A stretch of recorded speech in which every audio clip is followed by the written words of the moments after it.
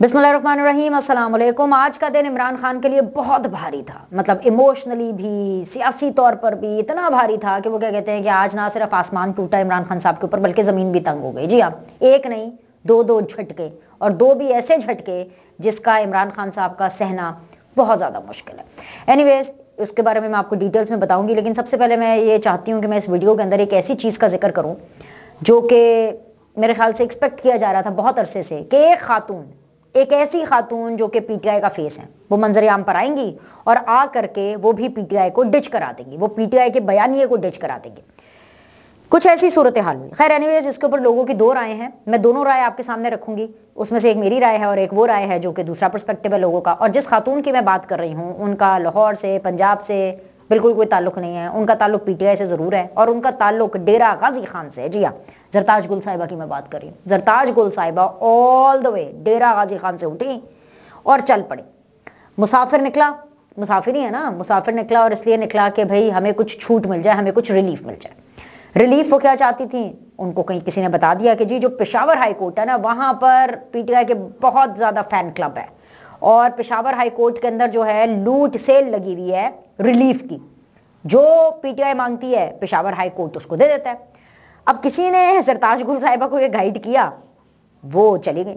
आज का दिन मैं बता रही हूँ ना कि बड़ा अजीबो-गरीब किस्म का था, क्योंकि आज के दिन पेशावर हाई कोर्ट ने एक और ऐसा फैसला किया जिसने तो पीटीआई की पूरी बिसात ही उल्टा कर रख दी, और वो फैसला बल्ले के निशान के हवाले से। अब ये दोनों चीजें पैरेलल चल रही हैं, तो पहले मैं जरा जरताज गुल का चैप्टर खत्म कर लूं। अब उसमें ये हुआ कि जरताज गुल साहिबा तो गई हैं इस उम्मीद के साथ कि भाई अब मुझे तो यहां से जमानत मिल जाएगी, रिलीफ मिल जाएगी, क्योंकि इलेक्शन लड़ना है ना, कैंपेनिंग करनी है, आगे कुछ ना कुछ करना है। मगर मसला यह है कि जैसे ही वो पेशावर हाई कोर्ट पहुंची, वहां पर तो नफरी पहुंच गई। क्यों नफरी पहुंची? कि जी हमने तो अरेस्ट करना है, ये तो भाई मतलूब है हमें, ये तो हमें चाहिए, ये तो हमें दरकार है। किसको दरकार है? पुलिस को दरकार है। अब जिस टाइम पर मैं ये वीडियो रिकॉर्ड कर रही हूं ना, उस टाइम पर जो सीधी सी बात है कि वो पेशावर हाई कोर्ट में मौजूद हैं और ये कहा गया है कि जी मुकामी क़यादत की तरफ से कि भाई जान ये कंबल भी ला दें इनको और इनको मैट्रेस भी ला दें कि अब इन्होंने इधर ही बैठे। साथ साथ पीटीआई के लोग हों, वीडियो का शशका ना करें, ऑडियो का शशका ना करें, ये चीजें तो आपको पता है ना, कि साथ साथ उन्होंने लाइव कमेंट्री अपनी करनी होती है। एक वीडियो आई, और खैर एक वीडियो लंबी चौड़ी है, लेकिन उसके डिफरेंट हिस्से पीटीआई के ऑफिशियल पेज पर भी उसके डिफरेंट हिस्से जो है वो चल रहे हैं डिफरेंट पार्ट्स में, और इसके अलावा otherwise also different WhatsApp group के अंदर भी ये जो वीडियोज हैं ये सर्कुलेट कर रही हैं जरताज गुल साहिबा की। और एक ऐसी वीडियो जिसने एक्चुअली जरताज गुल की आज अपीयरेंस का, आज मंजर-ए-आम पर आने का पूरा भांडा फोड़ दिया। वो वीडियो में ये कह रही हैं कि जी मैं एक शहीद की बहन हूं, और वो ये इस वीडियो में कह रही हैं कि भाई अगर मुझसे माफी मंगवानी है, अगर मुझसे मुजम्मत करानी है 9 मई की, तो मैं हाथ जोड़कर मुजम्मत करती हूँ। रो रही हैं और बहुत ज्यादा अपना कथासिस कर रही हैं कि मैं एक शहीद की बहन हूं। तो भाई मेरा तो सीधा से सवाल है कि शहीद की बहन होने का यह मतलब थोड़ी है कि आप पाक फौज के ऊपर हमला कर दें। शहीद की बहन होने का मतलब ये थोड़ी है कि आप रियासत पर हमला कर दें। शहीद की बहन होने का ये मतलब थोड़ी है कि आप पाकिस्तान की फौज को लताड़ दें, आप ऐसी तैसी फेर दें। शहीद की बहन होने का मतलब ये थोड़ी है कि जस्ट बिकॉज के एक एमएनए की सीट के लिए, एक वजारत उज़्मा के लिए आप पूरी रियासत के ऊपर महाज खोल दे और फिर उसके बाद माफी ऐसे मांगे कि अगर आप चाहते हैं कि मुजम्मत की जाए तो मैं हाथ जोड़कर माफी मांगती हूं, अगर आप चाहते हैं कि माफी मांगी जाए मैं हाथ जोड़कर। अगर मगर का क्या है? जो चीज गलत है वो गलत है। मसला यही है ना पीटीआई का मसला यही है, जिस वजह से मैं बार बार इसके ऊपर बिल्कुल क्लियर हूं कि एक सियासत थी 9 मई से पहले और एक सियासत थी 9 मई के बाद। 9 मई के बाद की जो सियासत है उसके अंदर पीटीआई और 9 मई करने वालों का कोई काम नहीं, कोई लेना देना नहीं है। भाई इनको जेलों में डालें और इनको सजा दें, बस पीरियड। ये मैं इसके ऊपर क्लियर हूं। ये मैंने कोई ये ड्रामेबाजी नहीं करनी। जमहूरियत में ये होता है, इलेक्शन है, लेवल प्लेइंग फील्ड। कौन सा इलेक्शन, कौन सी लेवल प्लेइंग फील्ड? इनके काम है सियासतदानों वाले? बताएं मुझे।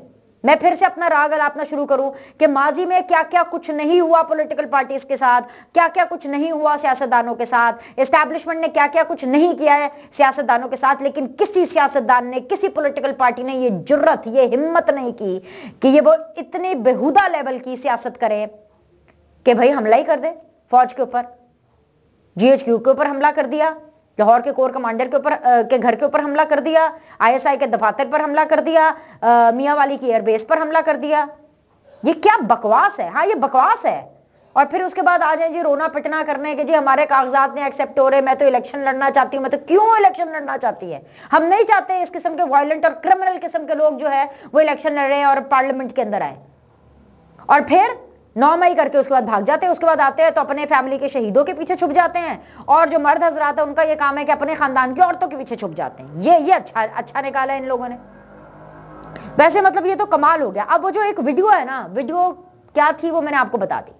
अब मैं असलियत आपको बताती हूँ इस वीडियो की क्या है।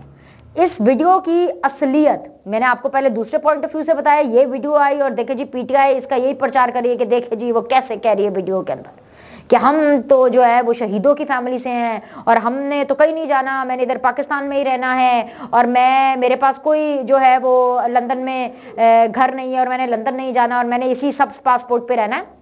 इसकी असलियत मैं आपको बता रही हूँ जो आपको आज के दिन कोई नहीं बताएगा। आप कोई भी टीवी चैनल खोल के देख ले, आप कोई भी व्लॉग उठाकर देख ले, जरताज गुल के हवाले से आपको ये असलियत कोई नहीं बताएगा जो मैं यहाँ आपको बताने वाली हूँ। असलियत ये है कि जो हम पिछले दिनों से सुन रहे थे ना कि जरताज गुल ने PTI को डिच कराना है, ये जरताज गुल ने PTI को डिच कराया है और ये PTI को खुद ही समझ नहीं आई है। और PTI जो है वो खुद ही जरताज गुल की वीडियो को लेकर के इसके क्लिप्स अपने ऑफिशियल ट्विटर अकाउंट पे चला रही है। इनको तो इतने डम हैं, इतने ये दिमाग से फारिग हैं, इतने डफर है कि इनको पता ही नहीं है जरताज गुल का मंजर आम पर आना ऐमे ही नहीं हो गया।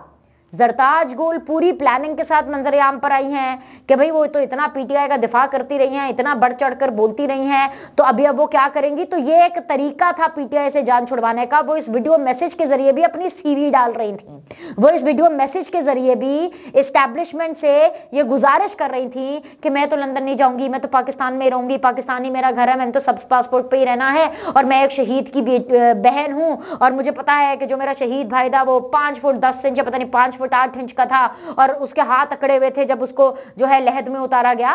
ये सब बातें, ये सब मंजन सिर्फ और सिर्फ इलेक्शन लड़ने के लिए, MNA की सीट के लिए, अपनी इस पॉलिटिकल सिस्टम के अंदर एक्सेप्टेंस के लिए एस्टैब्लिशमेंट को वो अपना CV दे रही थी, उनको दुहाइयां दे रही थी। लेकिन मैं आपको ये बता दूं उनकी दुहाई एक्सेप्ट नहीं होनी, उनकी CV एक्सेप्ट नहीं होनी। क्योंकि एस्टैब्लिशमेंट इस तरह से इन्वॉल्व नहीं है। ये जनरल बाजवा का दौर नहीं है, ये जनरल फैज का दौर नहीं है, ये इमरान खान का दौर नहीं है। यहां पर अदालतें हो, यहां पर इलेक्शन कमीशन हो, यहां पर सियासत हो, वो मैनेज नहीं हो रहा। जो कुछ हो रहा है वो PTI का अपना किया धरा है। और अगर अदालतें मैनेज हो रही होती हैं तो मुझे ये बताएं, वो जो पेशावर हाई कोर्ट ने वो सिंगल रुकनी बेंच ने दिया था ना बल्ले का निशान, तो क्या जो बॉयज हैं, जो हमारे एस्टैब्लिशमेंट है, आपको क्या लगता है कि इतनी गई गुजरी है कि एक सिंगल बेंच को मैनेज नहीं कर सकते? क्या आप बात कर रहे हैं भाई? फौज ने कहा है कि उसने इंटरफेरेंस ही नहीं करनी, फौज कुछ कर ही नहीं रही है। जो कुछ हो रहा है वो PTI की अपनी कारस्तानी, अपनी वजह से हो रहा है। अब आप फिर मुझे ये बताएं ना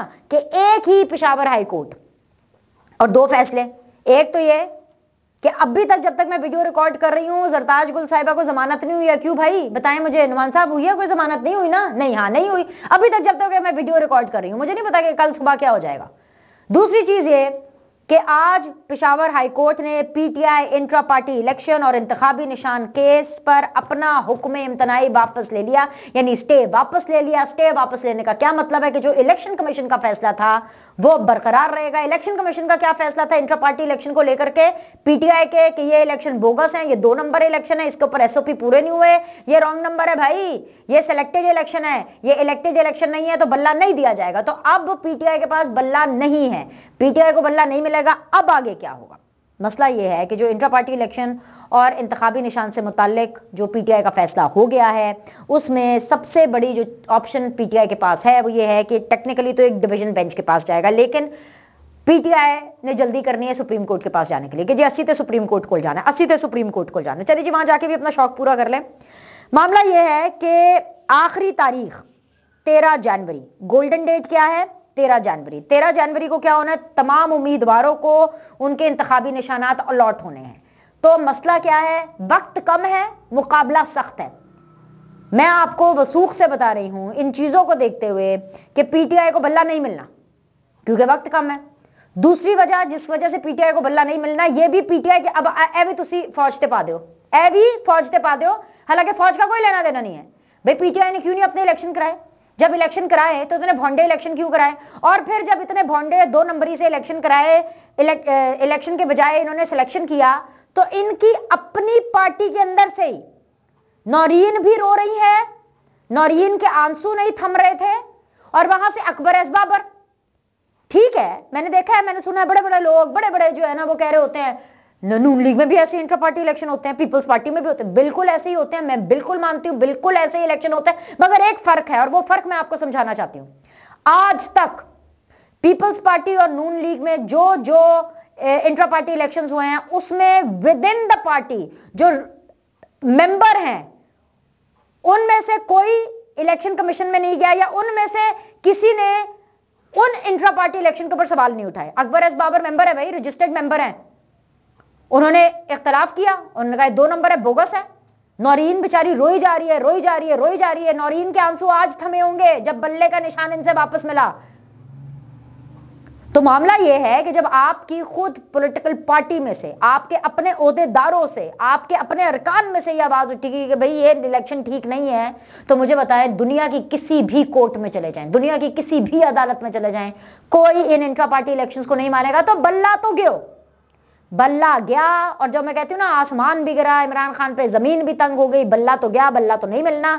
उसके अलावा जो भी पीटीआई का बंदा अब इलेक्शन लड़ेगा, हर बंदे को अलग अलग निशान मिलेगा। किसी को गाजर दे दो, किसी को मूली दे दो, किसी को आलू दे दो, किसी को अंडा दे दो, किसी को झाड़ू दे दो, किसी को लोटा दे दो, जो भी। यानी कि पीटीआई का कोई भी जो शख्स है, वो किसी एक कॉमन निशान के ऊपर इंतखाबात 2024 नहीं लड़ेगा। और बताएं, और फिर ऊपर से सोने पे सुहागा हमारे लिए, मतलब या सितम जरीफी कह ले। आज का दिन बहुत ही भारी था पीटीआई पे भाई। ओए इलेक्शन कमीशन किया था ना इमरान खान और फवाद चौधरी साहब ने, दोनों पर जी फर्दे जुर्म आयद हो गई। आज एक रिकॉर्ड बन गया है, तारीख में नाम लिखा जाएगा इमरान खान साहब का। वो वाहिद वजीर आजम है, वाहिद वजीर आजम रहे हैं जिनको तौहीने इलेक्शन कमीशन में उनके ऊपर फर्दे जुर्म आयद हो गई है, और अब उनको सजा होगी। तो उन्होंने एक रिकॉर्ड बना लिया है। तो अब बताएं मुझे कि आज तो खान साहब की सांस उखड़ेगी ना, उखड़ रही है। एनीवेज, और बहुत से मामलात हैं, वो मैंने आपको बताने, लेकिन उसके लिए अगली वीडियो देखनी पड़ेगी। अभी के लिए इतना ही। लाइक करें, सब्सक्राइब करें, आपसे फिर मिलते हैं।